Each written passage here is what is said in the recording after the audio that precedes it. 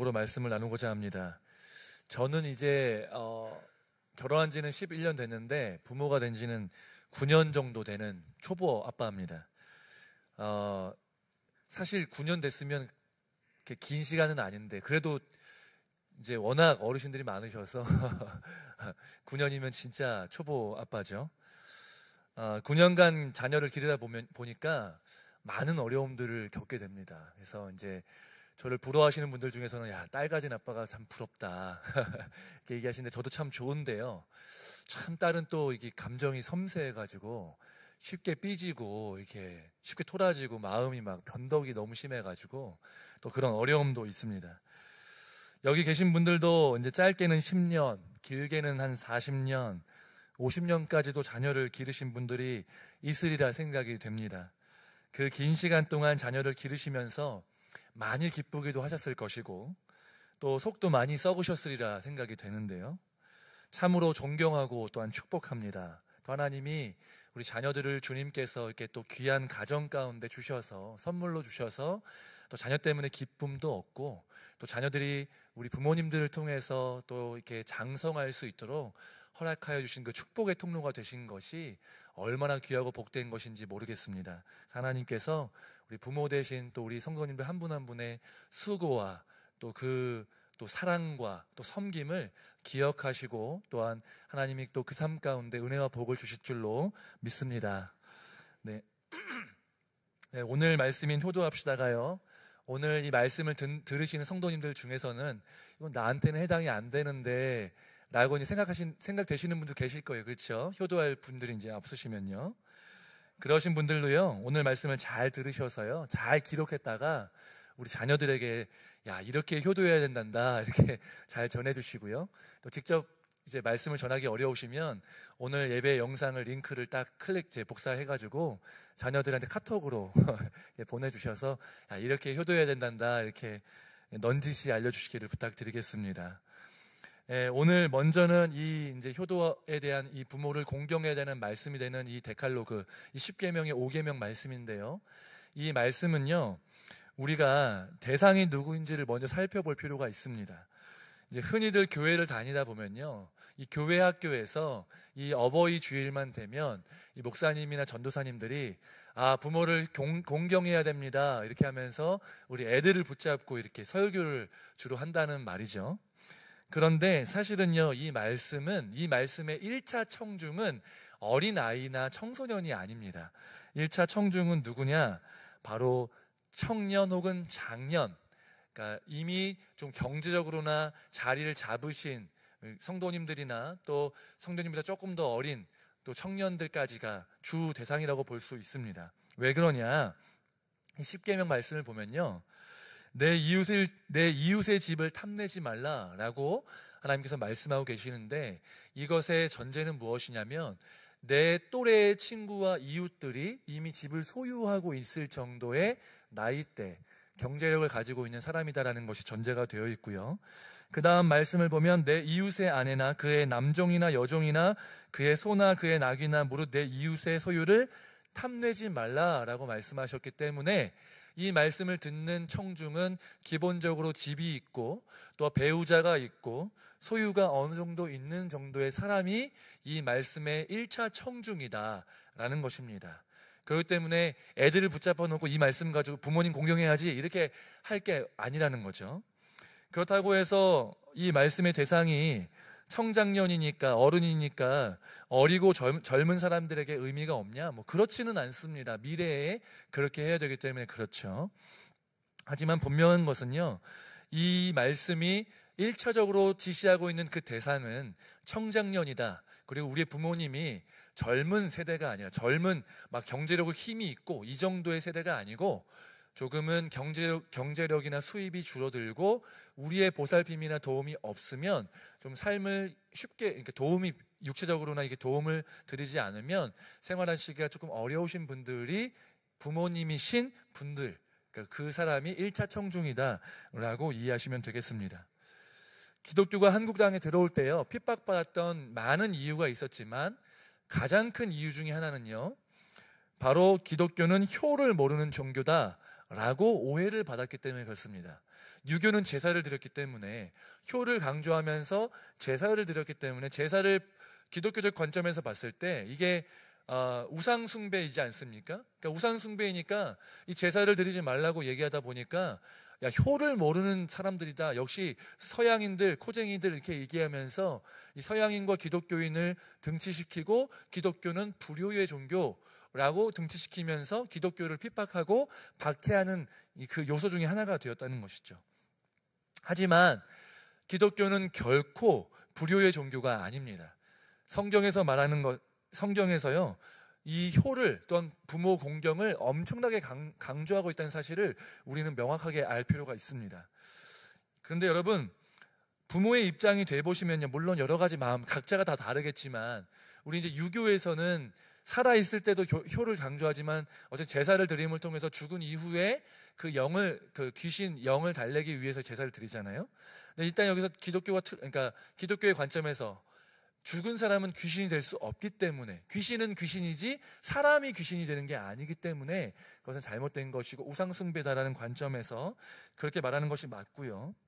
또한 생각해보면 부모의 입장에서 자녀나 손주들이요, 살아있을 때는 그렇게 잘해주지 않다가 죽은 이후에 안타까워하고 아쉬워하고 뭐 밥상 차려놓으면 먹지도 못할 거, 그게 의미가 있습니까? 의미가 없죠. 그러니까 기독교에서 말하는 효는요, 살아있을 때 더 자주 찾아뵙고, 살아있을 때 더 많은 식사를 함께하고, 살아있을 때 얼굴을 더 많이 보여드리고, 그때 말 한마디라도 더 예쁘게 하고, 자녀들, 손주들도 보여드리고 시간을 함께 보내는 식으로 실질적인 효도를 해라라는 것이지, 죽어서 이미 천국 가고 지옥 간 상태에서 느낄 수도 없고 경험할 수 없는 그 부질없는 효도는 아니다라고 말씀하시는 것이라는 거죠.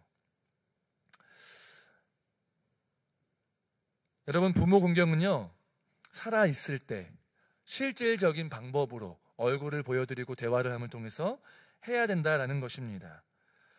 이제 저희 딸들과 아들들이요, 항상 이렇게 허황된 말을 합니다. 그래서 아빠 뭐 사고 싶냐고 하면, 제가 차 사고 싶다고 하면 제가 사주겠다고, 10년 뒤에 사줄 거라고 이렇게 얘기하는데요, 거짓말인 거 다 알고 있습니다. 못 지킬 거 다 알고 있지만 그 말이 예쁜 거죠.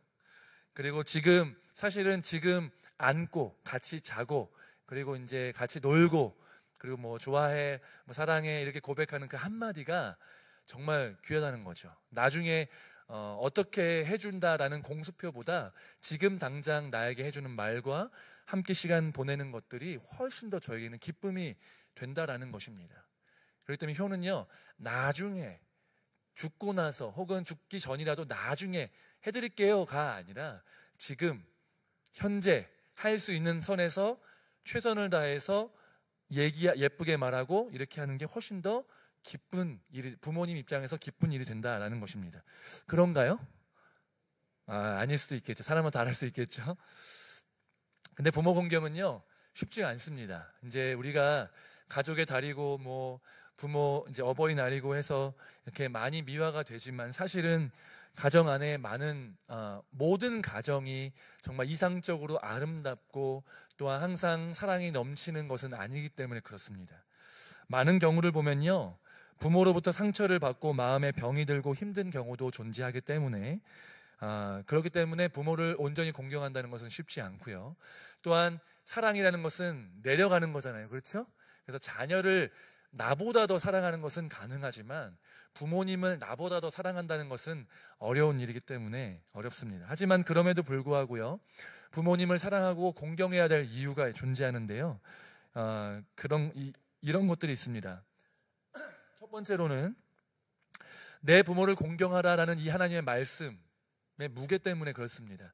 공경하라는 이 단어가요, 이 카베드라는 단어인데, 이게 언제 쓰이는 단어냐면 오직 하나님께만 쓰이는 단어입니다. 하나님을 경외하라 할 때 이 무겁게 하다라는 뜻의 이 카베드를 단어를 쓰는데요, 하나님께만 쓰는 단어를 다른 어떤 누군가에게도 쓰지 않고 오직 부모에게만 부모 공경해라라고 할 때만 쓰인다는 사실을 우리가 기억할 필요가 있다는 거죠.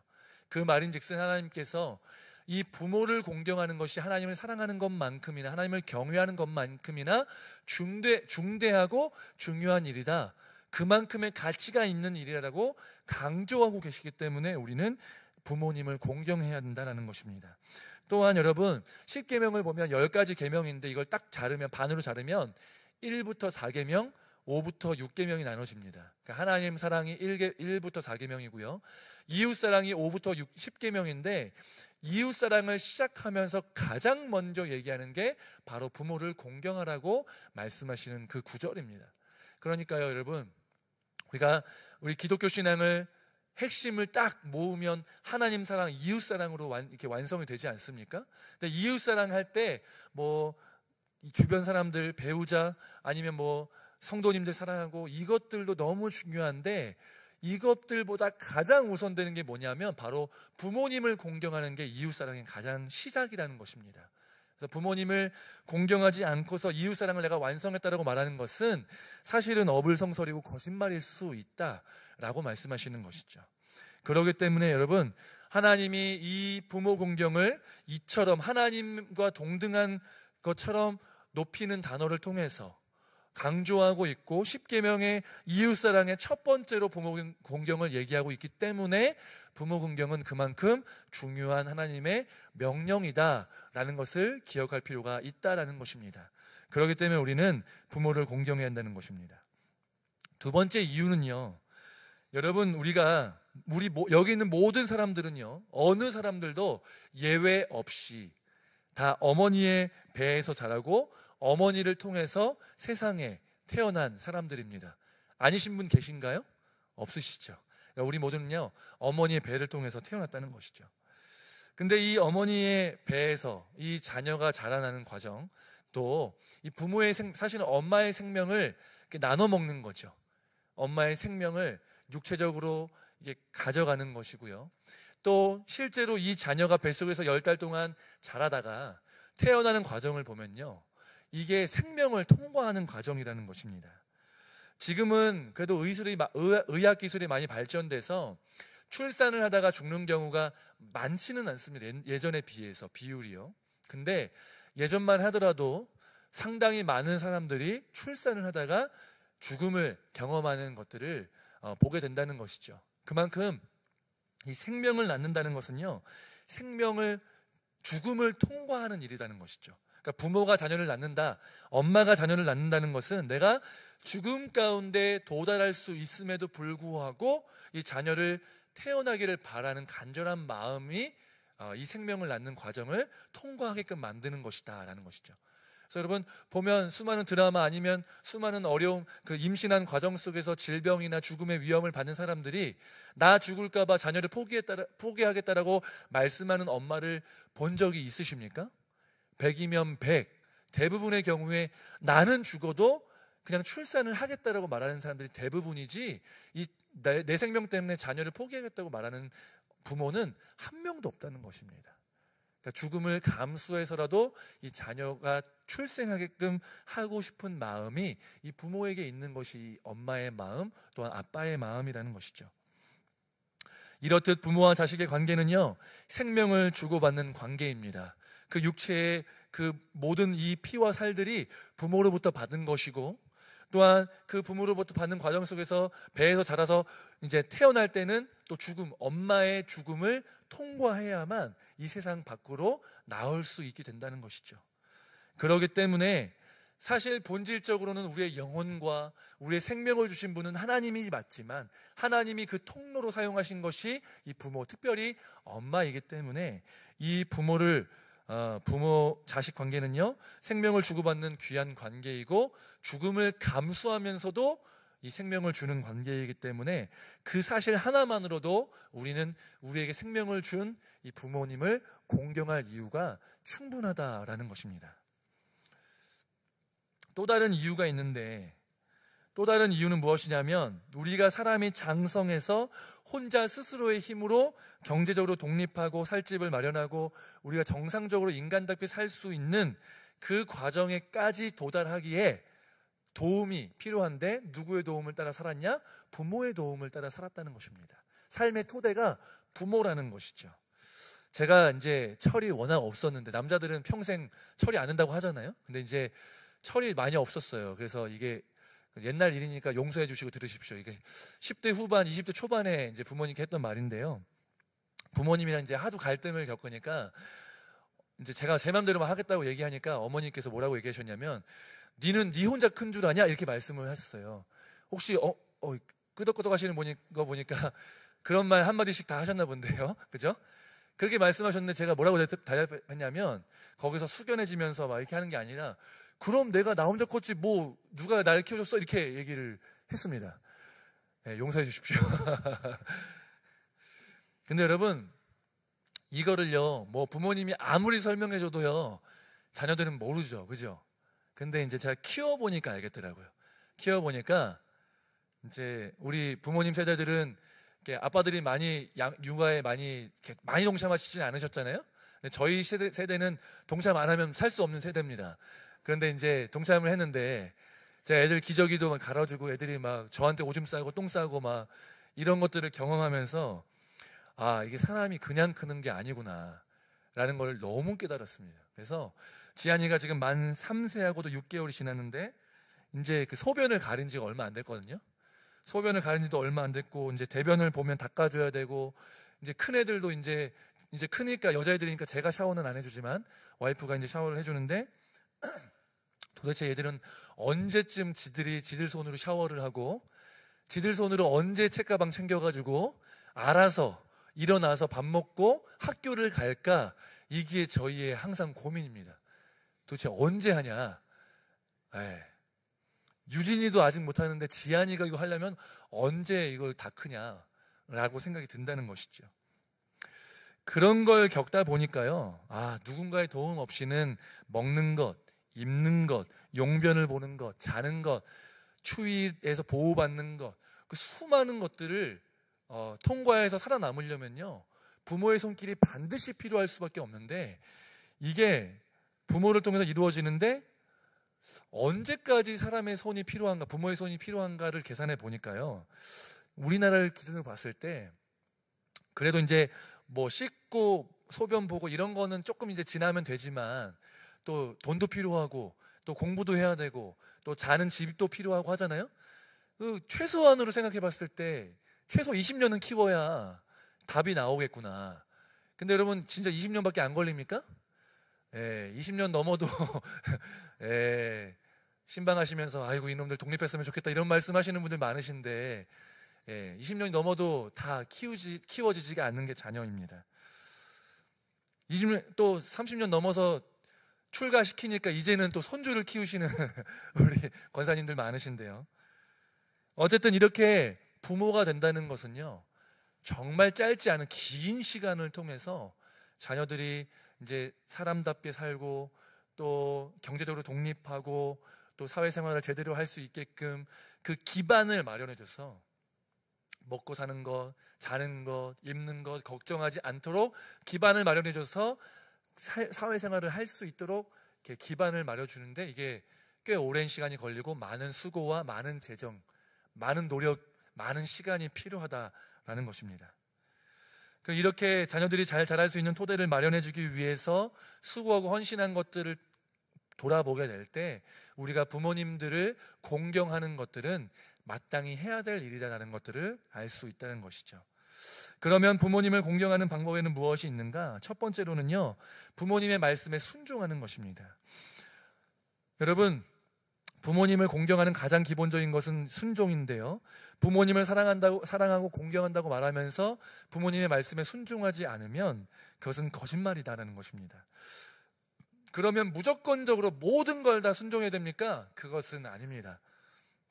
전제가 있는데요, 무엇이냐면 하나님의 말씀에, 하나님의 뜻에 어긋나지 않는 선에서 그 부모님의 말씀에 순종하는 것이 필요하다는 것입니다. 그러니까 모든 것이 마찬가지인데요, 부모님에게나 또 국가 권력에 순종하거나 이 질서 가운데 순종하는 모든 것들이 있을 수 있는데요, 그 모든 순종의 전제는 뭐냐면 하나님의 뜻에 어긋나지 않을 때 순종하는 것이 기본 전제입니다.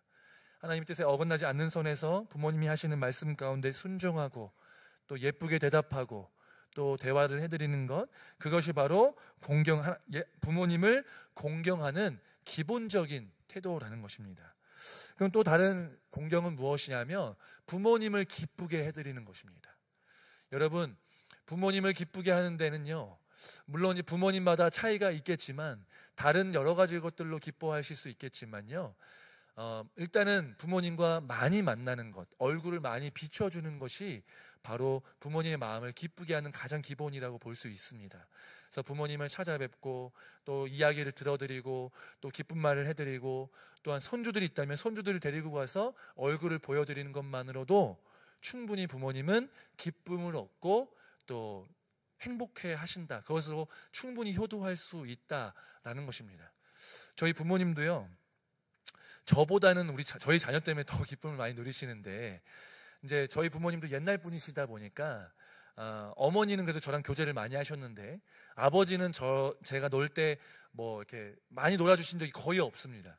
없는데 저희 자녀들 때문에 너무 기뻐하시면서 저희 막내나 첫째, 둘째를 데리고 뭐 어디 바닷가도 가시고 놀아주시고 막 이렇게 나들이도 가시는 거예요. 저랑 한 번도 해준 적이 없거든요.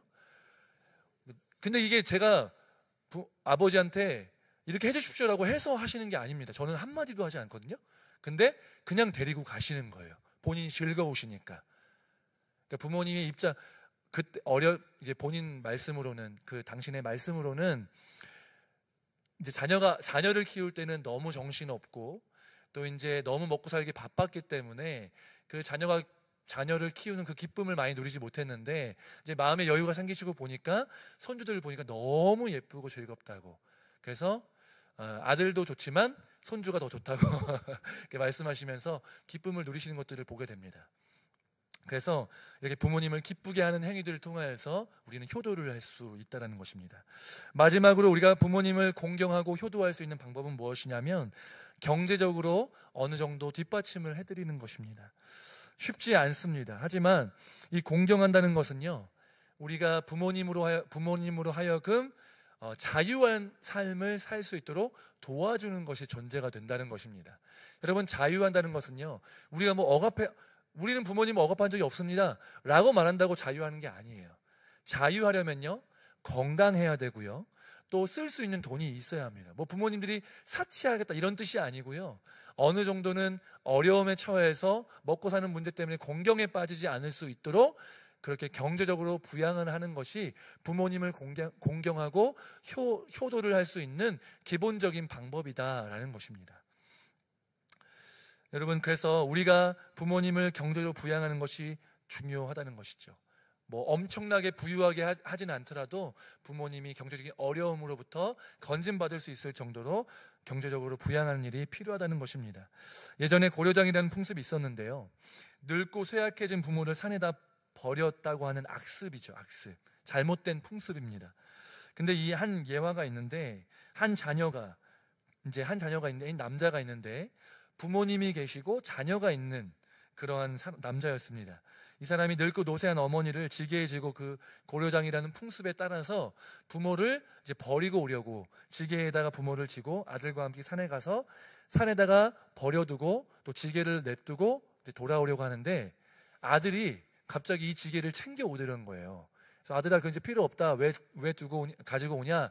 이랬더니 아들이 뭐라고 하냐면, 나중에 아버지가 늙고 쇠약해지면 쓰려고 가져옵니다 라고 얘기를 했다고 합니다. 그래서 이 아버지가 자신의 행동을 회개하고 어머니를 다시 모시고 내려왔다고 합니다. 마찬가지인데, 이거 반대인데요. 우리가 우리의 부모님을 공경하고 경제적으로 부양하고 또 효도하는 모습을 보이게 된다면 우리의 자녀들이 그 모습을 보고서 부모님과의 관계는 이렇게 맺는 것이구나 라는 것을 말로서가 아니라 행동과 삶으로 배워서 나중에 우리 자녀가 나에게 그렇게 효도를 하게 될 것이고, 그렇게 되면 우리의 자녀가 그 자녀로부터 그렇게 효도를 받게, 공경을 받게 될 것임을 된다는 것이죠. 그렇기 때문에 우리가 먼저는 우리의 부모님을 공경하고 효도를 함을 통하여서 그것이 삶의 모범이 되어서 우리 자녀들에게도 전달될 수 있는 그러한 것을 통하여서 우리의 가정이, 또한 가족이 더욱더 화목하고 서로를 사랑하는 그런 공동체가 되시기를 주님의 이름으로 축복합니다. 여러분, 기독교 신앙은 하나님 사랑과 이웃 사랑이 핵심입니다.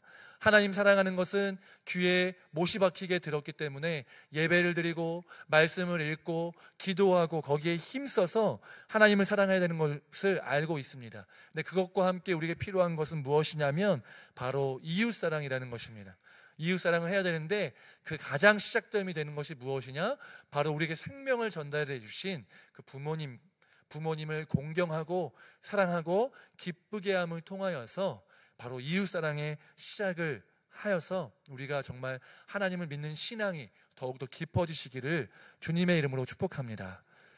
효도는요, 당위성으로만 접근하는 것이 아니라요, 왜 그래야 되는지를 돌아볼 필요가 있다는 것입니다. 그래서 효도해야 되는, 부모님을 공경해야 되는 이유를 살펴보고 마음에 새겨서 부모님을 더욱더 깊이 사랑하고 또한 자녀들을 깊이 사랑하고 화목하고 주님이 주인 되시는 그런 기쁨이 넘치는 믿음의 가정 되시기를 주님의